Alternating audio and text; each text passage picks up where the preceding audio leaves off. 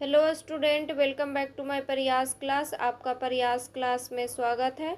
हम लोग पढ़ रहे थे स्टूडेंट केजीएस आईएएस के द्वारा जो है 72 बीपीएससी प्रीलिम्स का जो है टेस्ट सीरीज चलाया गया है, उसी को जो है डिस्कस हम लोग कर रहे थे।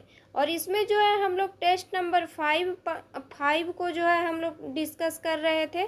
और टेस्ट नंबर 5 में जो है इंडियन ज्योग्राफी का टेस्ट हुआ था। तो इसमें जो है हम लोग पिछले वीडियो में जो है 50 क्वेश्चन पढ़ चुके हैं। तो जो भी स्टूडेंट 50 क्वेश्चन नहीं पढ़े हैं वो पिछले वाले वीडियो में जाके पढ़ सकते हैं। और आज जो है हम लोग उसके जो है आगे क्वेश्चन है उसको जो है आज हम लोग पढ़ेंगे। तो जो भी स्टूडेंट इस चैनल पे नए हैं, इस चैनल को जो है ज़रूर सब्सक्राइब कीजिएगा। और जिनका भी अभी 72 बीपीएससी प्रीलिम्स का एग्ज़ाम है या बीपीएससी टीचर का एग्ज़ाम है या किसी भी चीज़ का एग्ज़ाम है, उनके लिए जो है ये इंडियन ज्योग्राफी का क्वेश्चन इम्पॉर्टेंट है। तो इस वीडियो को जो है पूरा देखिएगा। आज जो है हम लोग पढ़ेंगे स्टूडेंट, वो पढ़ेंगे क्वेश्चन नंबर 56। और क्वेश्चन नंबर 56 में जो है अभिकथन और कारण दिया हुआ है। तो अभिकथन दिया हुआ है, अवयवी अपघटन के माध्यम से बायोगैस उत्पादन लैंडफिल अपशिष्ट को कम करने में मदद करता है और नवीकरणीय ऊर्जा उत्पादन का समर्थन करता है। तो ये सही है। और कारण दिया हुआ है, अवायवीय अपघटन ऑक्सीजन की अनुपस्थिति में जैविक अपशिष्ट को विघटित कर मीथेन समृद्ध बायोगैस उत्पन्न करता है। तो ये भी सही है। तो सही उत्तर का चयन कीजिए। तो इसका आंसर हो जाएगा आपका ऑप्शन नंबर बी। ए और आर दोनों सही है, लेकिन आर ए की सही व्याख्या नहीं है। क्वेश्चन नंबर 57, पवन हंस के संबंध में निम्नलिखित कथनों पर विचार कीजिए। तो पवन हंस के संबंध में कथन दिया हुआ है। तो फर्स्ट कथन दिया हुआ है, यह बॉम्बे हाई में ओएनजीसी के संचालन के लिए एक समर्पित मेडिवैक हेलीकॉप्टर प्रदान करता है। तो ये सही है कि यह जो है बॉम्बे हाई में ओएनजीसी के संचालन के लिए एक समर्पित मेडिवैक हेलीकॉप्टर प्रदान करता है। सेकंड ऑप्शन में दिया हुआ है, यह केवल कर्मियों का परिवहन करता है और अपतटीय तेल अन्वेषण गतिविधि के लिए माल वहन नहीं करता है। तो ये गलत है। यह जो है केवल कर्मियों का ही परिवहन नहीं करता है, अपतटीय तेल अन्वेषण गतिविधि के लिए जो है माल का भी वहन करता है। तो उपयुक्त कथनों में से कौन सा कथन सही है? तो इसका आंसर हो जाएगा ऑप्शन नंबर ए, केवल one. Question number 58, Sundarban biosphere reserve की पारिस्थितिकी और स्थल रूप प्रक्रियाओं के संबंध में निम्नलिखित कथनों पर विचार कीजिए।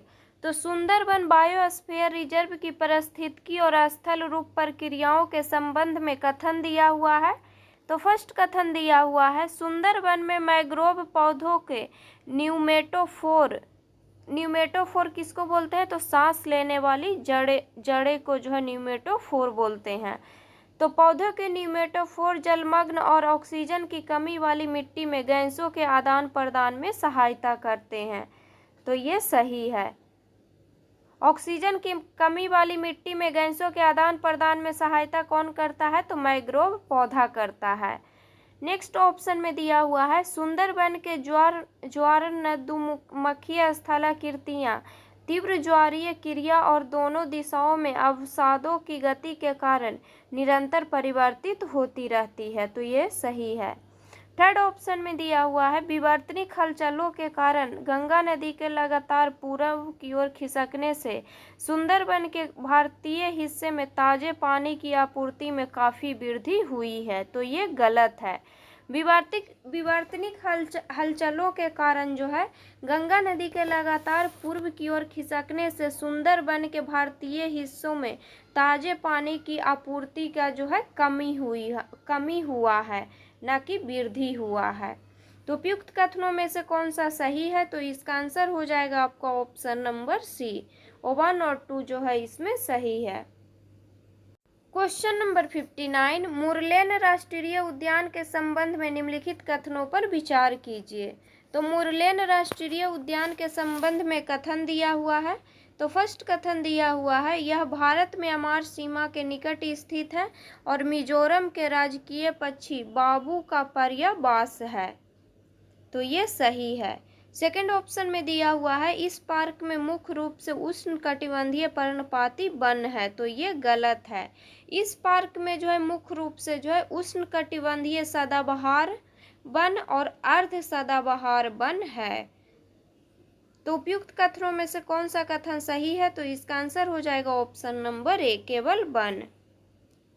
क्वेश्चन नंबर 60, नीलगिरी तहर और उसके प्राकृतिक आवास के संबंध में निम्नलिखित में से कौन सा कथन गलत है।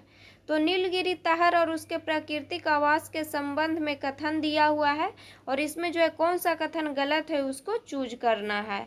तो फर्स्ट कथन दिया हुआ है केरल में स्थित एराविकुलम राष्ट्रीय उद्यान नीलगिरी तहर की सबसे बड़ी शेष जंगली आबादी की रक्षा करता है। तो ये सही है कि केरल में स्थित एराविकुलम राष्ट्रीय उद्यान नीलगिरी तहर की सबसे बड़ी शेष जंगली आबादी की रक्षा करता है। सेकेंड ऑप्शन में दिया हुआ है तमिलनाडु में स्थित मुकुर्थी राष्ट्रीय उद्यान की स्थापना मुख्य रूप से इस लुप्त पर्याय प्रजाति के संरक्षण के लिए की गई थी, तो ये भी सही है।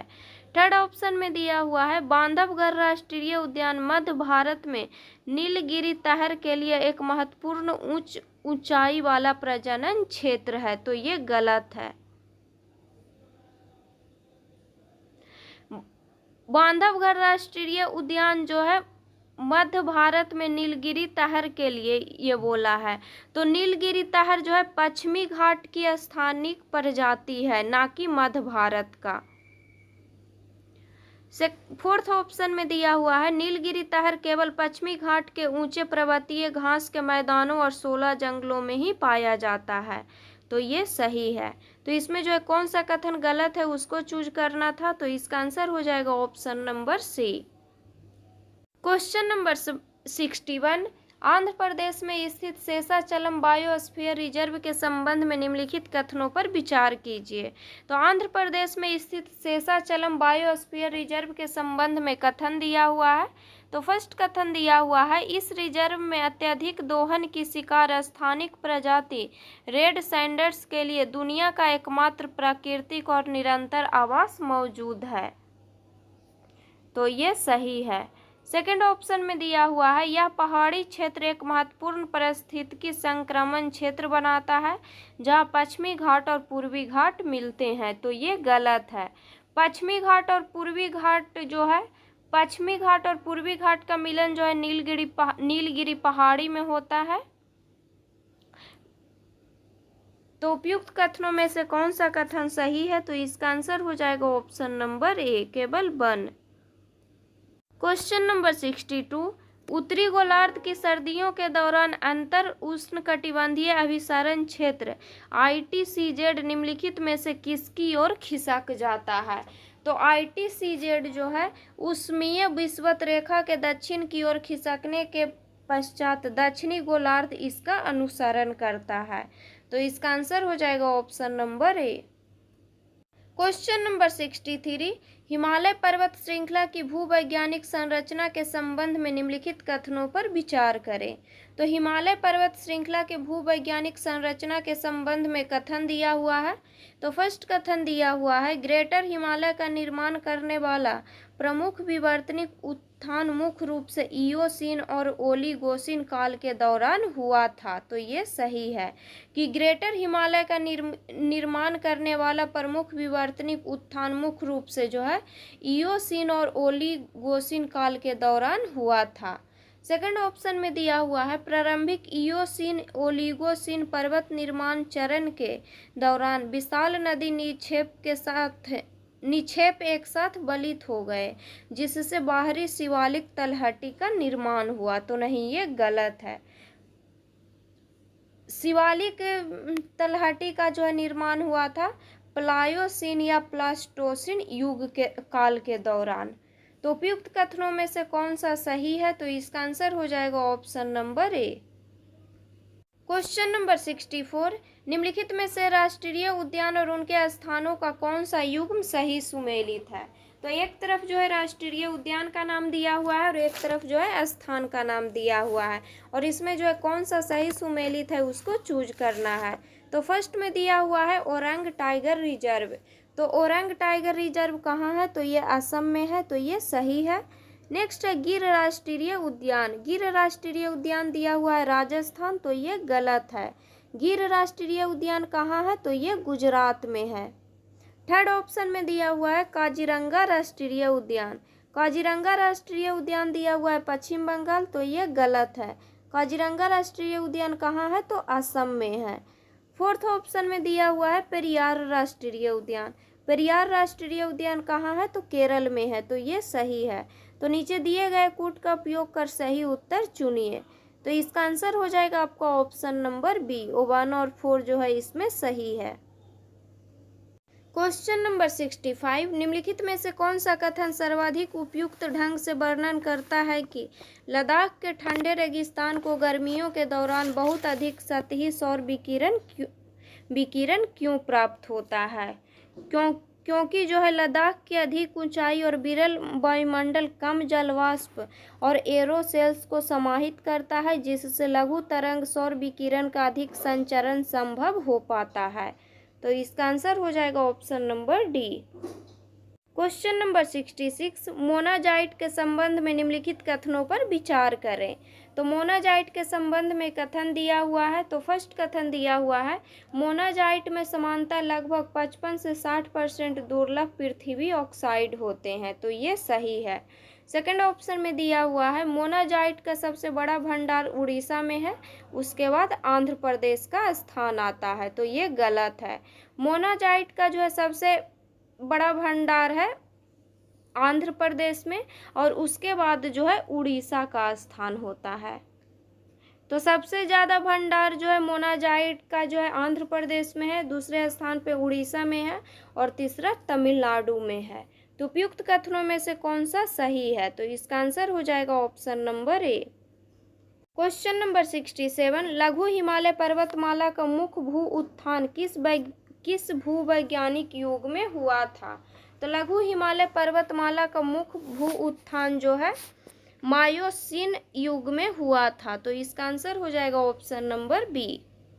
क्वेश्चन नंबर 68, भारत में अस्ट्रेलेगेमाइट्स के वितरण और निर्माण के संबंध में निम्नलिखित कथनों पर विचार कीजिए। तो भारत में जो है अस्ट्रेलेगेमाइट्स के वितरण और निर्माण के संबंध में कथन दिया हुआ है। तो फर्स्ट कथन दिया हुआ है अस्ट्रेलेगेमाइट गुफाओं में बनने वाली ऐसी आकृतियां हैं जो घुले हुए कैल्शियम कार्बोनेट के जमाव के कारण गुफा के फर्श से ऊपर की ओर बढ़ती है, तो ये सही है। सेकंड ऑप्शन में दिया हुआ है आंध्र प्रदेश में स्थित बोरा गुफाओं में जमीन के नीचे बहने वाली गोस्थानी नदी की क्रिया से बने विशाल अस्ट्रेलेगेमाइट्स मौजूद है, तो ये भी सही है। थर्ड ऑप्शन में दिया हुआ है भारत में स्टैलेग्माइट्स वाली चूना पत्थर की गुफाओं की सबसे बड़ी संख्या शुष्क अरावली पर्वत में पाई जाती है, तो ये गलत है। तो उपयुक्त कथनों में से कौन सा सही है? तो इसका आंसर हो जाएगा option number A. Question number 69, अभिकथन और कारण दिया हुआ है। तो अभिकथन दिया हुआ है भारतीय गांगेय मैदानों में दक्षिण पश्चिम मानसून से होने वाली वार्षिक वर्षा की मात्रा पूर्व से पश्चिम की ओर धीरे धीरे कम हो जाती है, तो ये सही है। सेकेंड ऑप्शन में दिया हुआ है मैदानी इलाकों में भूमि की सतह की ऊंचाई बंगाल डेल्टा से पंजाब क्षेत्र की ओर धीरे धीरे बढ़ती जाती है, तो ये भी सही है। तो इसका आंसर हो जाएगा ऑप्शन नंबर बी। ए और आर दोनों सही है, लेकिन आर ए की सही व्याख्या नहीं है। क्वेश्चन नंबर 70, केरल के कोल्लम जिले में स्थित सस्तम कोट्टा झील के संबंध में निम्नलिखित कथनों पर विचार कीजिए। तो केरल के कोल्लम जिले में स्थित है सस्टम कोट्टा झील और उसके संबंध में जो है कथन दिया हुआ है। तो फर्स्ट कथन दिया हुआ है इसे अंतर्राष्ट्रीय महत्व के रामसर वेटलैंड के रूप में नामित किया गया है और यह केरल की सबसे बड़ी प्राकृतिक मीठे पानी की झील है, तो ये सही है। सेकेंड ऑप्शन में दिया हुआ है इसके जल की उच्च शुद्धता बड़े पैमाने पर पाए जाने वाले चाओ बोरस लार्वा की आबादी द्वारा बनाए रखी जाती है, जो कार्बनिक अशुद्धियों को आहार के रूप में प्रयोग करते हैं, तो ये भी सही है। तो उपयुक्त कथनों में से कौन सा कथन सही है? तो इसका आंसर हो जाएगा ऑप्शन नंबर सी, 1 और 2 दोनों। क्वेश्चन नंबर 71, निम्नलिखित में से कौन सा कथन मैडन जूलियन ऑसिलेशन और भारत पर इसके प्रभाव का सर्वोत्तम वर्णन करता है? तो मैडन जूलियन ऑसिलेशन और भारत पर इसके प्रभाव का जो है इसमें कौन सर्वोत्तम वर्णन करता है? तो यह भूमध्य रेखा के निकट बादलों और वर्षा की एक पूर्व की ओर बढ़ने वाली प्रणाली है जो भारतीय मानसून में होने वाले अल्पकालिक बदलावों को जोरदार ढंग से प्रभावित करती है। तो इसका आंसर हो जाएगा option number B. Question number 72, Bharat के चरम विषुवतीय भागों में वर्षा के द्विशिखर अथवा द्विवार्षिक अधिकतम प्रतिरूप को नियंत्रित करने वाला निम्नलिखित में से कौन सा प्रमुख मौसम वैज्ञानिक तंत्र है? तो कौन सा जो है प्रमुख मौसम वैज्ञानिक तंत्र है? तो यह है अंतर उष्णकटिबंधीय अभिसरण क्षेत्र। तो इसका आंसर हो जाएगा option number C. Question number 73, Deccan के पठार के अर्ध शुष्क क्षेत्रों जैसे हम्पी के आसपास में आमतौर पर पाए जाने वाले गोल ग्रेनाइट के पत्थर और प्याज के आकार के गुंबद मुख्य रूप से किस भू आकृतिक प्रक्रिया के कारण बनते हैं? तो प्याज के आकार के गुंबद मुख्य रूप से जो है दिन रात के बड़े तापांतर के कारण बार बार होने वाले ताप और शीतन से उत्पन्न यांत्रिक परत विच्छेदन के कारण बनता है। तो इसका आंसर हो जाएगा ऑप्शन नंबर बी।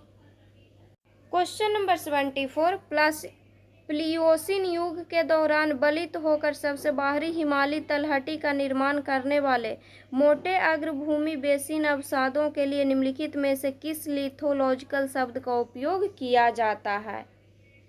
तो मोलास शब्द का जो है उपयोग किया जाता है। तो इसका आंसर हो जाएगा option number B. Question number 75, दक्षिण भारत में पूर्वोत्तर मानसून के मौसम प्रणालियों के संबंध में निम्नलिखित कथनों पर विचार कीजिए। तो दक्षिण भारत में पूर्वोत्तर मानसून की मौसम प्रणालियों के संबंध में कथन दिया हुआ है।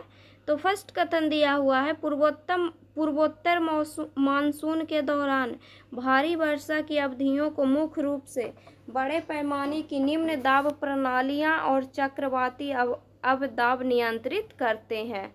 तो ये सही है।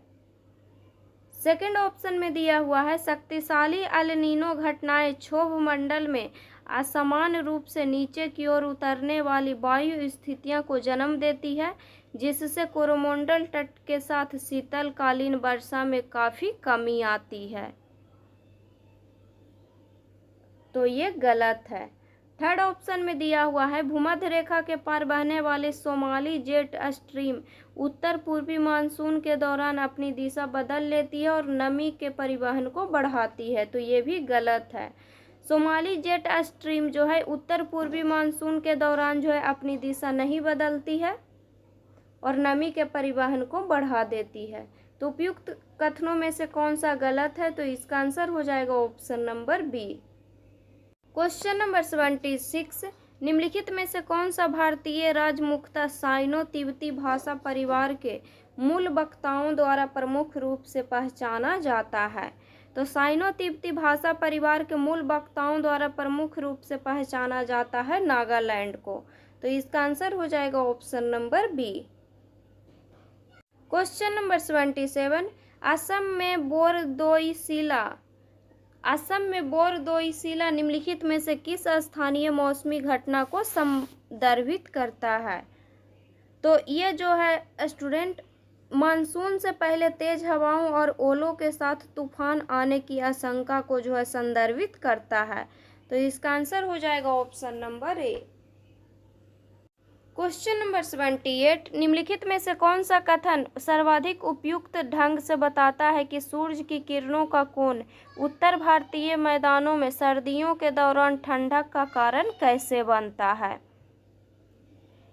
तो ये जो है सर्दियों के दौरान सूरज की किरणें तिरछे कोने पर पड़ती है और एक बड़े क्षेत्र में फैल जाती है जिससे गर्मी की तीव्रता कम हो जाती है। तो इसका आंसर हो जाएगा option number B.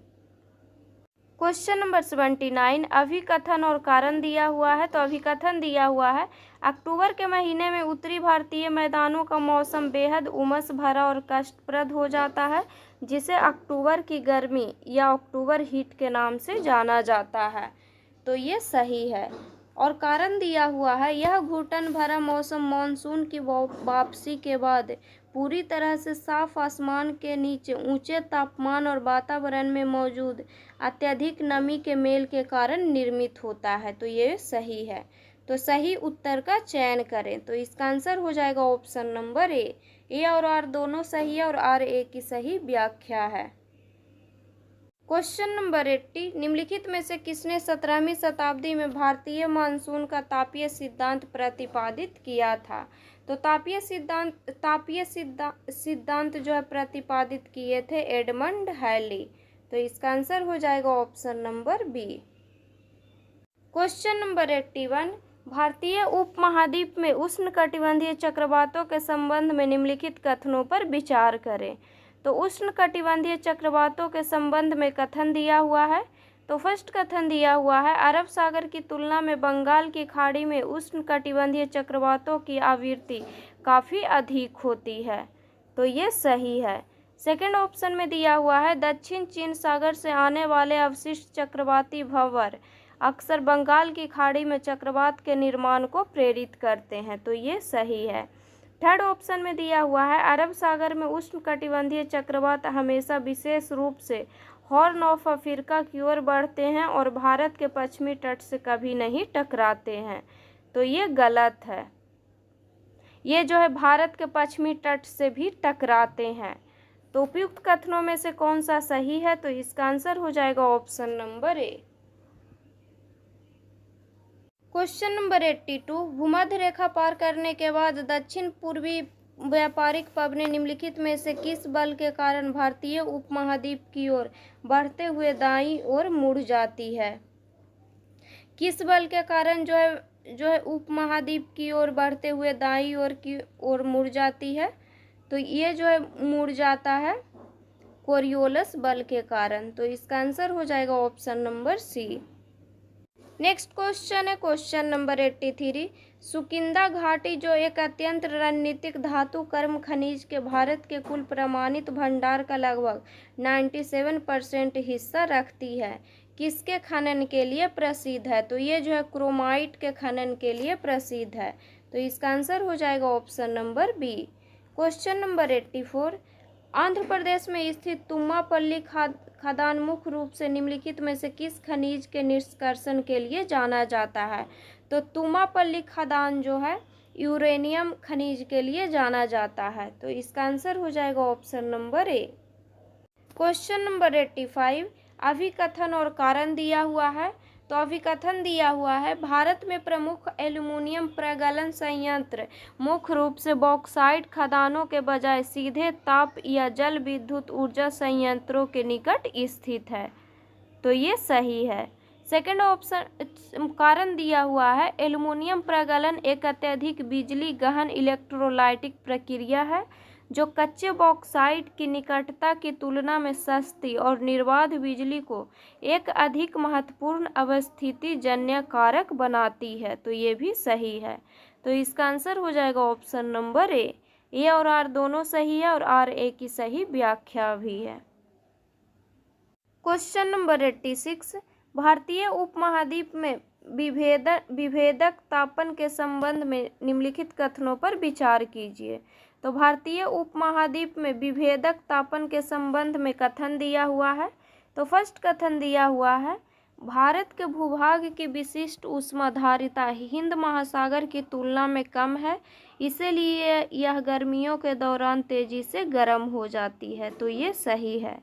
Second option में दिया हुआ है, ग्रीष्मकाल के दौरान तापमान में इस बड़े अंतर के कारण भारत के उत्तर पश्चिमी मैदानी इलाकों में एक मजबूत उच्च दबाव वाला अवतलन क्षेत्र बनता है। तो ये गलत है। भारत के उत्तर पश्चिमी मैदानी इलाकों में जो है ऊपर उठती हुई हवा से जो है निम्न दबाव क्षेत्र बनता है, न कि अवतलन क्षेत्र बनता है। थर्ड ऑप्शन में दिया हुआ है सर्दियों के दौरान अपेक्षाकृत गर्म हिंद महासागर में एक निम्न दबाव क्षेत्र विकसित होता है जो उत्तर पूर्वी मानसून की हवाओं को आकर्षित करता है। तो ये सही है। तो उपयुक्त कथनों में से कौन सा सही है? तो इसका आंसर हो जाएगा option number C. Question number 87, निम्नलिखित क्षेत्रों पर विचार करें। तो फर्स्ट में दिया हुआ है कोडरमा, सेकंड में दिया हुआ है अजमेर क्षेत्र, थर्ड ऑप्शन में दिया हुआ है नेल्लोर क्षेत्र। तो उपयुक्त क्षेत्रों में से कौन सा आवरक उत्पादन के लिए प्रसिद्ध है? तो आवरक उत्पादन के लिए जो है कोडरमा, अजमेर क्षेत्र और नेल्लोर क्षेत्र ये तीनों प्रसिद्ध है। तो इसका आंसर हो जाएगा option number D. Question number 88, red hole mining मुख्य रूप से निम्नलिखित में से किस राज्य में की जाती है? तो रेड होल माइनिंग जो है मेघालय राज्य में की जाती है। तो इसका आंसर हो जाएगा option number B. Question number 89, निम्नलिखित राष्ट्रीय जल मार्गों और उनसे संबंधित नदी प्रणालियों के युग्मों पर विचार करें। तो एक तरफ जो है राष्ट्रीय जल मार्ग का नाम दिया हुआ है और एक तरफ जो है उनसे संबंधित नदी का नाम दिया हुआ है। तो फर्स्ट में दिया हुआ है NW1। NW1 जो है गंगा भागीरथी हुगली नदी प्रणाली है पर है, तो ये सही है। नेक्स्ट है NW2। NW2 जो है ब्रह्मपुत्र नदी पर है, तो ये भी सही है। थर्ड ऑप्शन में दिया हुआ है NW4। NW4 जो है कृष्णा और गोदावरी नदी प्रणाली पर है, तो ये भी सही है। तो उपयुक्त युग्मों में से कौन सा सुमेलित है? तो इसका आंसर हो जाएगा ऑप्शन नंबर डी, 1, 2 और 3। क्वेश्चन नंबर 90, निम्नलिखित में से कौन सा कथन मानसून के विस्फोट में उपोष्ण कटिबंधीय पश्चिमी जेट स्ट्रीम की भूमिका को सर्वाधिक उपयुक्त वर्णन करता है? तो विस्फोट में जो है उस उपोष्ण कटिबंधीय पश्चिमी जेट स्ट्रीम की भूमिका का जो है कौन जो है सर्वाधिक वर्णन करता है इसमें? तो उपोष्ण कटिबंधीय पश्चिमी जेट स्ट्रीम का भारतीय मैदानों से अचानक उत्तर की ओर खिसक जाना मानसून के आगमन का कारण बनता है। तो इसका आंसर हो जाएगा option number B. Question number 91, Kerala और तटीय कर्नाटक में मानसून पूर्व आम्र वर्षा मुख्य रूप से निम्नलिखित में से किस मौसम विज्ञान संबंधित क्रियाविधि के कारण होता है? तो आम्र वर्षा जो है अत्यधिक स्थानीय तापन जो तब तीव्र संवहन और गरज के साथ तूफान उत्पन्न करता है जब आर्द्र समुद्री हवा अत्यधिक गर्म भूमि की सतह के संपर्क में आती है। तो इसका आंसर हो जाएगा option number C. Question number 92, Bharat में पंप्ड स्टोरेज जल विद्युत संयंत्र के संबंध में निम्नलिखित कथनों पर विचार करें। तो भारत में जो है पंप्ड स्टोरेज जल विद्युत संयंत्रों के संबंध में कथन दिया हुआ है। तो फर्स्ट कथन दिया हुआ है पंप्ड स्टोरेज संयंत्र एक समान 24 घंटा के कार्य चक्र के दौरान अपनी खपत से अधिक विद्युत ऊर्जा का उत्पादन करते हैं। तो ये गलत है। अपनी खपत से जो है विद्युत ऊर्जा का उत्पादन नहीं करते हैं, अपनी खपत से अधिक दिया हुआ है। सेकंड ऑप्शन में दिया हुआ है ये संयंत्र कम मांग वाले घंटों के दौरान पानी की ऊपरी जलाशय में पंप करने के लिए अतिरिक्त बिजली का उपयोग करके एक बड़ी भंडारण प्रणाली की तरह काम करते हैं, जिसका उपयोग बाद में चरम मांग के दौरान बिजली उत्पन्न करने के लिए किया जाता है। तो ये सही है। थर्ड ऑप्शन में दिया हुआ है Shri slam left bank power station Bharat के प्रमुख पंप्ड स्टोरेज जल विद्युत संयंत्रों में से एक है। तो ये सही है। तो उपयुक्त कथनों में से कौन सा सही है? तो इसका आंसर हो जाएगा option number B. Question number 93, भारतीय उपमहाद्वीप में मानसून विराम की घटना के संबंध में निम्नलिखित कथनों पर विचार कीजिए। तो मानसून विराम की घटना के संबंध में कथन दिया हुआ है। तो फर्स्ट कथन दिया हुआ है मानसून के निम्न दबाव प्रणाली का हिमालय की तलहटी की ओर उत्तर दिशा में खिसकने से मध्य भारत के बड़े हिस्से में वर्षा रुक जाती है। तो ये सही है। सेकंड ऑप्शन में दिया हुआ है हिमालय की ढलानों पर भारी वर्षा होती है जबकि भारतीय गांगेय मैदानों में लंबे समय तक शुष्क अवधि रहती है। तो ये सही है। थर्ड ऑप्शन में दिया हुआ है बंगाल की खाड़ी में बनने वाले मजबूत निम्न दबाव तंत्र लगातार मानसून गर्त को हिमालय की तलहटी के पास बनाए रखते हैं, तो ये गलत है। तो उपयुक्त कथनों में से कौन सा सही है, तो इसका आंसर हो जाएगा ऑप्शन नंबर ए। 1 और 2 जो है इसमें सही है। क्वेश्चन नंबर 94, राजस्थान के निम्नलिखित में से कौन सा क्षेत्र अपनी बड़े पैमाने पर होने वाली ऐतिहासिक रूप से महत्वपूर्ण सीसा एवं जस्ता खनन गतिविधियों के लिए अंतर्राष्ट्रीय स्तर पर जाना जाता है। तो राजस्थान का जो है जावर क्षेत्र जाना जाता है सीसा एवं जस्ता के लिए, तो इसका आंसर हो जाएगा ऑप्शन नंबर सी।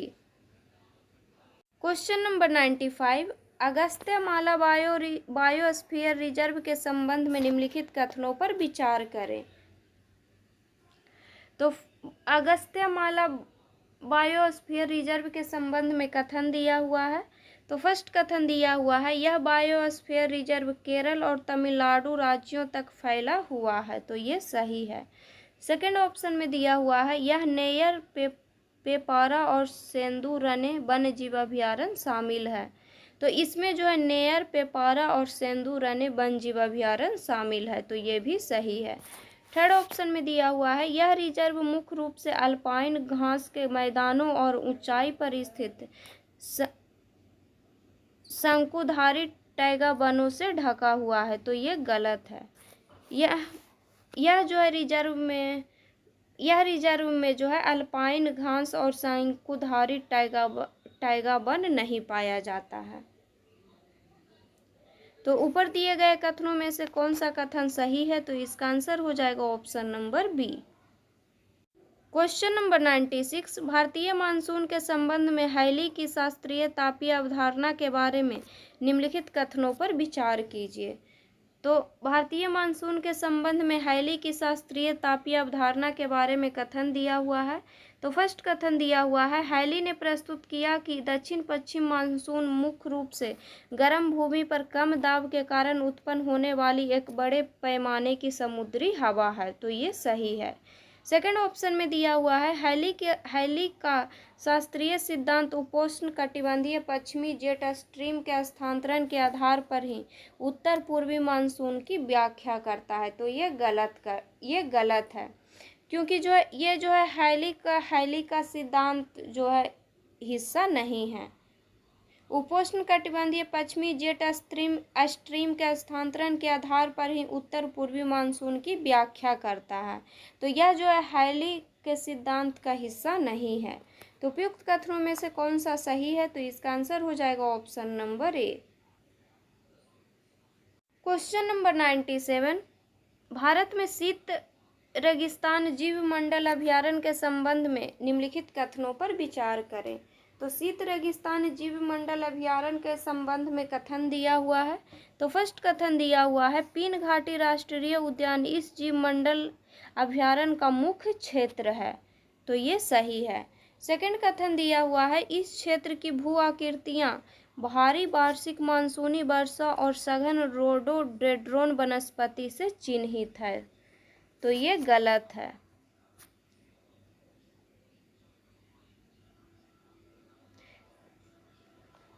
तो उपयुक्त कथनों में से कौन सा सही है, तो इसका आंसर हो जाएगा ऑप्शन नंबर ए।